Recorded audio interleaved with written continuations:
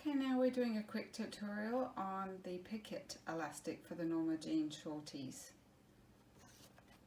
I have got my body pieces sewn up here, and next we will be attaching the elastics to the body. Now I've already put the seams on, and with the right sides together, elastic and fabric right sides together, we attach the elastic in place. Now I've already put markings on from the chart that is supplied in the pattern, and we're just matching all of those up.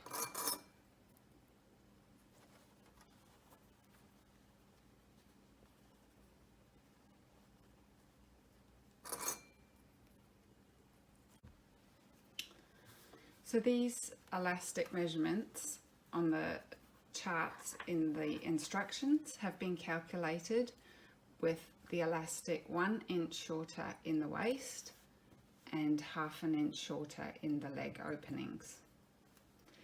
If you have a different quality elastic to what was used in testing, you may have to adjust these measurements. You can just go up or down a size off the chart if you would like to use the calculations for all the notches. Now you can check if the person will be happy with these elastic measurements off the chart by testing the elastic around the leg or the waist before you cut. So you can just double check that measurement before you go ahead with the measurements off the chart. Now we're going to you have the choice here whether you would like to zigzag this elastic on, or you can overlock it on. I'm going to go and overlock it on. Okay, as you can see, the elastic's been added, and we are just going to turn it back now and zigzag it along this edge here.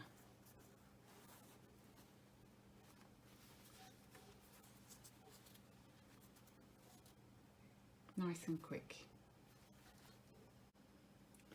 One thing I want to mention is when I did overlock them on, I used a 3-thread. I don't know if you can see that. A bit difficult to see.